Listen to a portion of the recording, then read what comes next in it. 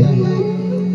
उदयास्तमस यावद् द्विजः सत्कर्म कृद्भवेत् नियमेन नित्यकं युक्तं कामेष्यानिरगर्हिते आत्मनस्य सहार्यार्थं पिता माता न तिष्ठति न पुत्रदारा नाज्ञातिर्धर्म तिष्ठति केवलम्।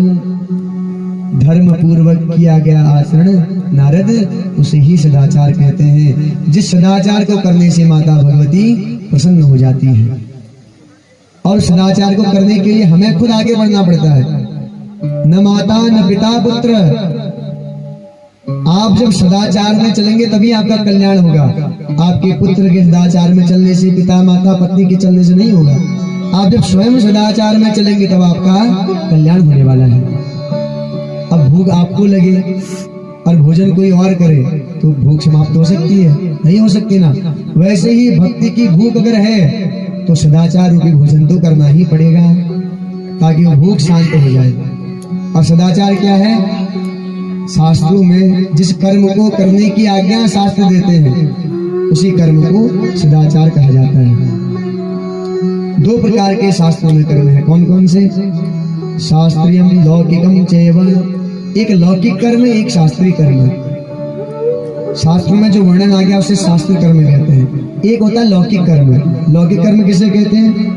ग्राम धर्मा, जाति धर्मा, देश धर्मा, कुलोद्भवा। अपने गांव के नियम, अपने गांव के नियम का पालन करना ही लौकिक धर्म होता है। अर्थात गांव का नियम है कि इस प्रकार से हमने गांव में रहना है। अगर वो नियम शास्त्रों के साथ मिल रहा है तो उसे लौकिक धर्म कहेंगे। वो भी भक्ति में सहायक है। और कुल धर्मा, आपके कुल का कोई धर्म है कि कुल परंपरा से हमें ये कार्य मिला है, कर्तव्य मिला है, ये कार्य हमें अवश्य करना है, तो उसे कुल धर्म कहते हैं। जाति धर्मा, आपकी जाति के अनुसार आपको कार्य मिला है तो उसे जाति धर्म कहते हैं। अर्थात जो भी कार्य आप कर रहे हैं अगर वो शास्त्रों से मिल रहा है, सामंजस्य हो रहा है, वो कार्य आपका धर्म बन जाएगा और वो कार्य कल्याण करने वाला होता है। स्मृति स्मृति नेत्रे पुराणम हृदयम स्मृतम। क्योंकि जो वेद हैं, शास्त्र हैं, स्मृतियां हैं, ये नेत्रों के समान हैं। वेद और स्मृति ये दो नेत्र हैं और पुराण हृदय है। बिना नेत्र के कोई देख नहीं सकता, न रंग को न रूप को। उसी प्रकार क्या सही है क्या गलत है ये कैसे पता चलेगा? वेद शास्त्र रूपी नेत्रों से पता चलेगा कि क्या सही है और क्या गलत है।